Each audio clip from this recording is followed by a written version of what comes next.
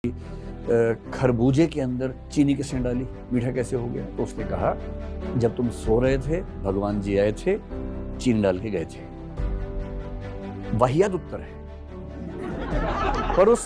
पर उस बच्चे को ये भरोसा हो जाता है कि इसको ये भी पता है। जब मैं 10 साल का था मुझे लगता था कि मेरे पिता सब कुछ जानते हैं। जब मैं 20 का हुआ मुझे समझ में आया कि मेरे पिता कुछ नहीं जानते।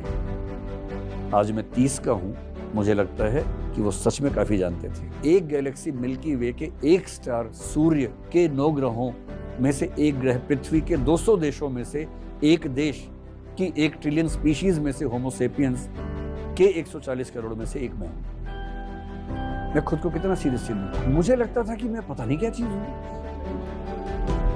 पढ़ने के बाद समझ में आया कि दरअसल मुझ में और मच्छर में खास अंतर नहीं है। जब मुझसे कोई पूछता है कि आपकी विचारधारा क्या है, बोलता हूं मैं तुक्कावादी। हमारी सफलताओं हमारी विफलताओं में हमारी भागीदारी 0% है। फिलोसफी मैंने क्यों पढ़ा? मेरी मजबूरी थी, यूपीएससी के लिए पढ़ना था। और फिलोसफी पढ़ के मुझे मजा आ गया। कई ऐसे खिलाड़ी हैं जो 6-6, 7-7 अफेयर्स एक ही समय में चला रहे होते हैं। बहुत प्रैक्टिकल लोग हैं वो। अपना क्या है इस जीवन में सब तो लिया उधार, सारा लोहा उन लोगों का अपनी केवल धार।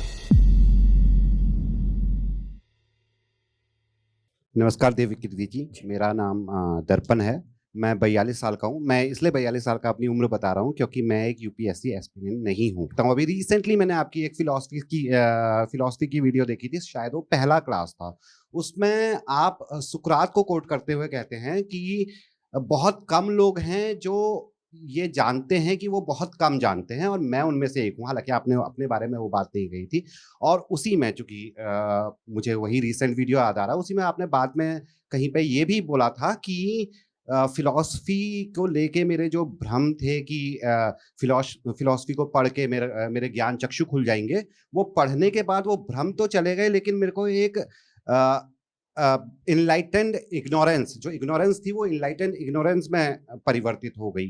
तो इसके साथ ये दोनों को अगर मैं सिरे इन दोनों कोट्स के सिरे एक और आपके कोट से जोड़ूं, जो आपने पास्ट में किसी इंटरव्यू में बोला था कि मैं खुद को सीरियसली नहीं लेता, तो मैं ये जानना चाहूंगा कि ये जो 3 कोट हैं और खासतौर पे आप अपने आप को खुद को सीरियसली नहीं लेते हैं, ये किस तरह डेवलप हुआ, इसकी क्या प्रक्रिया रही?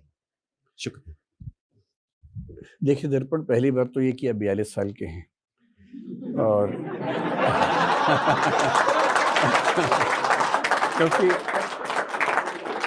क्योंकि आपने खुद ये बात बहुत जोर शोर से बताई, मैं इसलिए कह रहा हूँ। और मैं तो 49 साल का हूँ, आपसे भी 7 साल बड़ा हूँ। लेकिन मेरा मानना है कि इसको लेके बहुत सीरियस नहीं रहना है। जो लोग 42 के नहीं है, कुछ साल 42 के वो भी हो जाएंगे, ऐसा क्या है? उम्र तो एक पड़ाव है, रहता है। और 42 के हैं तो यूपीएससी आप नहीं दे सकते, पर भारत के राष्ट्रपति बन सकते हैं आप। तो ये सोच के खुश हो जाइए कि आपके पास तो राष्ट्रपति बनने का चांस भी है। दूसरी बात आपने ये कही कि फिलोसफी के आपने कुछ वीडियोस देखे और सुकरात कहते हैं कि बहुत कम लोग जानते हैं कि वो बहुत कम जानते हैं। एकदम सही बात है।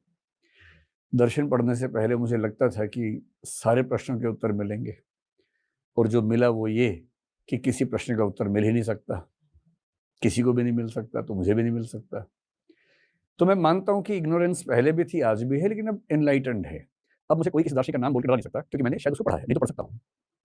ये फायदा होता है फिलोसफी का। और आपका जो मूल प्रश्न है कि मैंने कहीं कहा कि मैं खुद को बहुत सीरियसली नहीं लेता, ये बात ठीक है। और मेरा ख्याल है कि फिलोसफी पढ़ने के बाद वैसे भी किसी को खुद को बहुत सीरियसली लेना नहीं चाहिए। क्यों नहीं लेना चाहिए? क्योंकि हमने पढ़ाई कर ली है। पढ़ाई करने से पहले हमें खास माइंडसेट में होते हैं, इसको ईगोसेंट्रिक अप्रोच कहते हैं लाइफ को लेकर। ये छोटे बच्चों को शोभा देती है।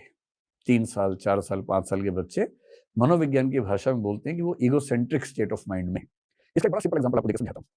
जब मैं 4वीं-5वीं क्लास में था, एक बार हमारे पड़ोस के घर के अंकल ने अपने घर से मुझे, दीवारें छोटी होती थी उस जमाने में छोटे शहर में, मुझे बोले कि बेटा कल का पेपर दे सकते हो? मैंने कहा हाँ अंकल, मुझे बड़ी खुशी हुई। तो कल मेरा जो पेपर हुआ था क्लास में, मैं क्वेश्चन पेपर लेके उनको दे आया। तो उन्होंने बताया कि बेटा मैं न्यूज़पेपर मांग रहा था। अब मुझे समझ में आता है कि ऐसा क्यों हुआ। क्योंकि छोटा बच्चा दुनिया के सेंटर में खुद को रखता है। ईगोसेंट्रिक होने का यही मतलब है कि दुनिया के केंद्र में मैं हूँ। ये मुझसे कल का पेपर मांग रहे हैं, यानी इनको पता है कल मेरा टेस्ट हुआ है। पता होना ही चाहिए।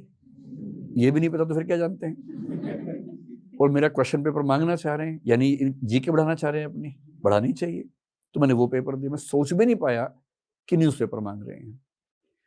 ये छोटे बच्चों का लक्षण है।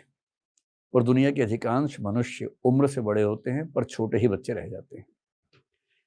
सिगमंड फ्रॉइड ने बड़ी गहरी बात कही थी कि जब बच्चा पैदा होता है, वो देखता है कि घर में उसका पिता बहुत ताकतवर है। ये क्रिश्चियनिटी के बारे में कह रहे हैं बेसिकली। जब भी बच्चे के मन में कोई सवाल आता है, वो पूछता है अपने घर में किसी से, किसी को नहीं पता तो सब लोग घर के मुखिया को देखते हैं कि वो जवाब देगा। और वो आमतौर पर जवाब दे देता है, बेशक झूठे जवाब दे पर दे देता है। जैसे बच्चे ने पूछा कि खरबूजे के अंदर चीनी किसने डाली, मीठा कैसे हो गया? अब आपको नहीं पता बायोलॉजिकल प्रोसेस कैसे-कैसे होता है कोशिकाओं में, तो उसने कहा, "जब तुम सो रहे थे, भगवान जी आए थे, चीनी डाल के गए थे।" वाहियात उत्तर है। पर उस बच्चे को ये भरोसा हो जाता है कि इसको ये भी पता है। जब मैं सो रहा था, ये जाग के देख रहा था कि भगवान जी चीनी डाल रहे हैं। तो बच्चे को धीरे-धीरे लगता है कि भाई मेरा बाप जो है ना बड़ी गजब की चीज़ है। इसको हर सवाल का जवाब पता है।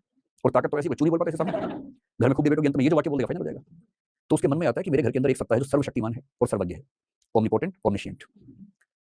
फिर आगे चलकर उसको समझ में आने लगता है कि ये दुनिया रैंडम है और इस बात की गारंटी नहीं है कि भगवान ने बनाई हो। उसको आगे चलकर ये भी समझ में आने लगता है कि मेरे पिता सर्वज्ञ नहीं है, सर्वशक्तिमान नहीं है। हर घर में वैसे सर्वज्ञ घूम रहे हैं, तो मेरे पिता सर्वज्ञ नहीं है।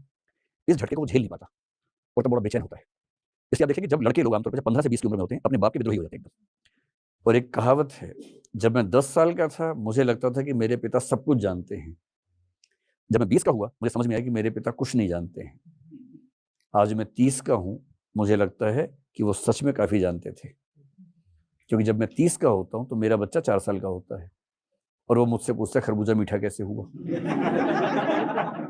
और तब मैं घूम फिर के वही कहानियाँ सुनानी शुरू करता हूँ, जिन कहानियों के विरोध में मैं विद्रोही हो गया था।